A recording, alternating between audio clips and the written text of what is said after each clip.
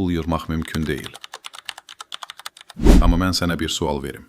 Əgər pul yığmaq mümkün deyilsə, bəs necə olur ki, bəziləri eyni maaşla pulunu çoxaldır, digərləri isə hər ay borc içində boğulur? Fərq onların qazandığı pullarda deyil, fərq onların düşüncəsindədir. Çünki pul sadəcə bir vasitədir. Əgər sən bu vasitəni idarə etməyi bacarmırsansa, o səni idarə edəcək. Sənə heç demişdilərmi ki, pul yığmaq üçün pul lazımdır?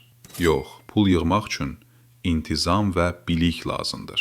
Hər ayın sonunda artıq qalmır demək yerinə, özündən soruş, mən hər manatımı nəyə xərcləyirəm? Və özün üçün hər ay maaşdan əlavə gəlir gətirə biləcək passiv gəlir yarat.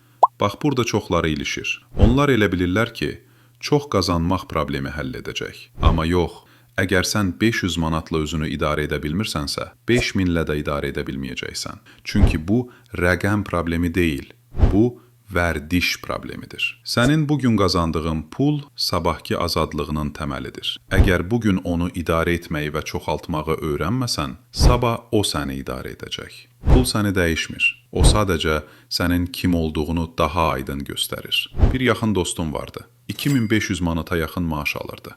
Hər dəfədə maaş aldığı gün özünə bir hədiyyə alırdı. Yeni telefon, yeni paltarlar, yeni planlar. Sonra ayın ortasında yenə eyni cümləni qururdu. Pulu yığmaq, çoxaltmaq olmur. Amma 3-4 ay bundan qabaq dedi ki, artıq bəsdir.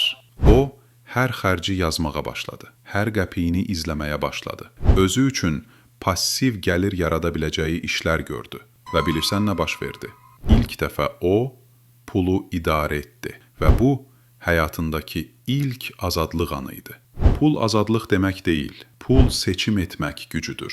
Və sən o gücü hər dəfə düşünmədən xərclədiyin zaman bir parçasını itirirsən.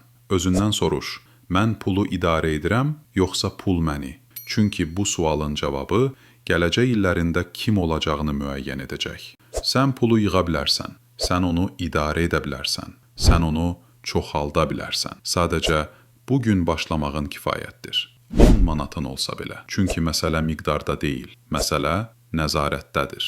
Bəzən az pul yığmaq sənə çox şey öyrədir. Səbir, dəqiqlik, idarə etmə və ən əsası dəyərlərin. Unutma, pul sənin əlində bir vasitədir, amma düşüncən sənin sərvətindir. Ona görə pulu idarə etməyi öyrən, yoxsa bir gün pul səni idarə edəcək. Sıfırdan başlamaq qorxulu deyil. Qorxulu olan heç vaxt başlamaq istəməməkdir.